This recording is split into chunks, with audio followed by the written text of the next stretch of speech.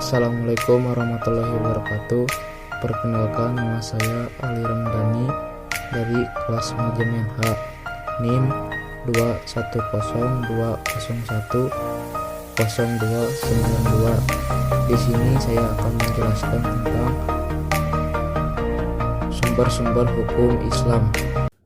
Sumber-sumber hukum Islam. Peta konsep sumber-sumber hukum Islam: memahami kedudukan Al-Quran dan ijtihad, meyakini kebenaran dan menerapkan hukum Islam, berpegang teguh kepada Al-Quran, hadis, dan ijtihad, serta bersungguh-sungguh untuk menerapkannya sebagai pedoman hidup.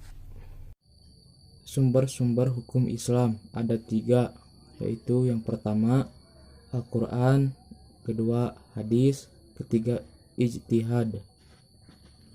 Pengertian Al-Quran.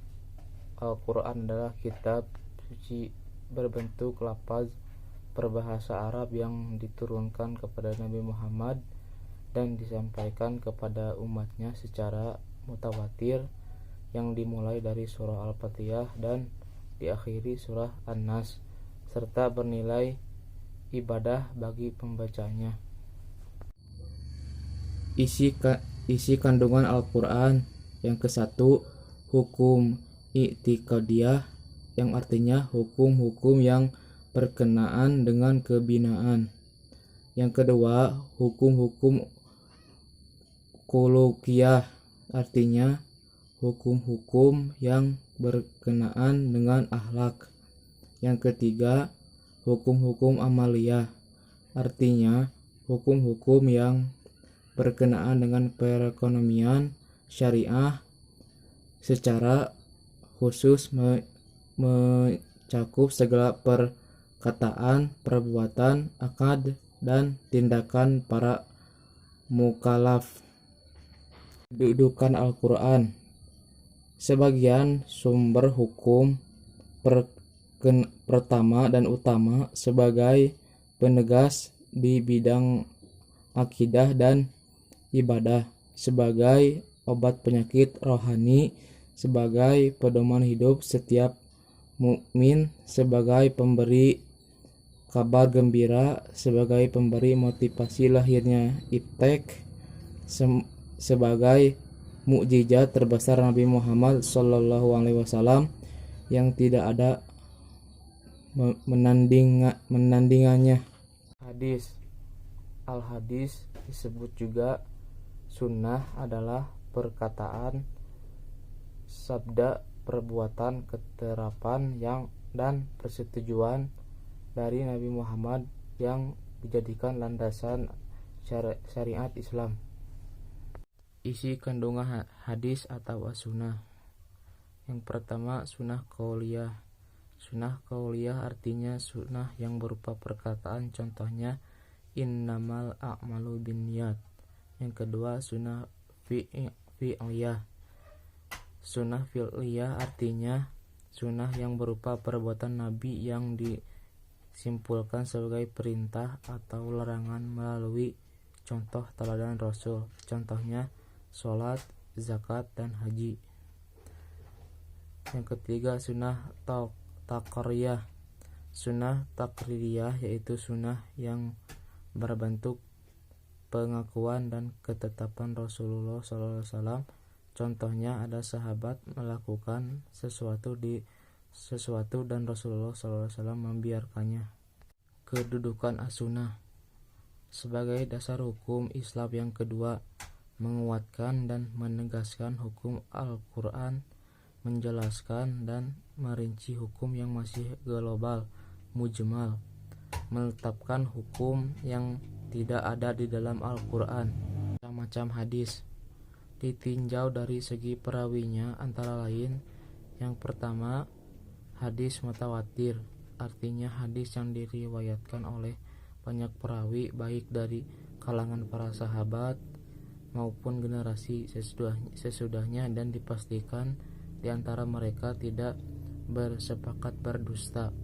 Yang kedua, hadis masyhur, artinya hadis yang diriwayatkan oleh 2 orang sahabat atau lebih yang tidak mencapai derajat mutawatir, namun setelah itu tersebar dan diriwayatkan oleh sekian banyak tabi'in sehingga tidak mungkin bersepakat berdusta.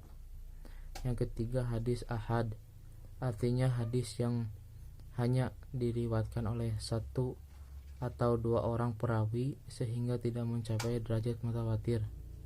Ditinjau dari kualitas antara lain, yang pertama, hadis sahih, artinya hadis yang sanadanya bersambung diriwayatkan oleh perawi yang berkualitas dan tidak lemah hafalannya di dalam sanad dan matanya tidak ada saj dan ilat. Yang kedua, hadis hasan, artinya diriwayatkan oleh perawi yang adil dan didabit tidak terdapat syad dan ilah, namun hafalan perawinya tidak sekuat perawi hadis sahih. Yang ketiga, hadis dalf, hadis yang lemah karena tidak memenuhi persyaratan hadis sahih. Dan hadis hasan, hadis maudu, hadis palsu, artinya hadis yang bukan bersumber dari Rasulullah. Ijtihad berasal dari lafaz ijtihada yang artinya mencurahkan tenaga dan pikiran. Sedangkan menurut istilah, ijtihad artinya bersungguh-sungguh, mencurahkan segala kemampuan berpikir untuk memecahkan masalah yang tidak ada keterapannya dalam Al-Quran maupun hadis. Mujtahid adalah orang yang melakukan ijtihad, berijtihad. Syarat mujtahid: 1. Memahami Al-Quran dan hadis. Syarat menjadi mujtahid lanjutan: memahami bahasa Arab dengan seluk-beluk ilmunya dan segala kelengkapannya, memiliki pemahaman mendalam tentang ilmu tafsir, usul fikih, tarikh, sejarah, dan yang lainnya, memahami persoalan ijma, memahami cara merumuskan hukum istinbat, memiliki kecerdasan dan pengetahuan yang luas dan mendalam, memiliki keluhuran akhlak mulia, akhlakul karimah. Kedudukan ijtihad memiliki kedudukan sebagai sumber hukum Islam setelah Al-Quran dan hadis.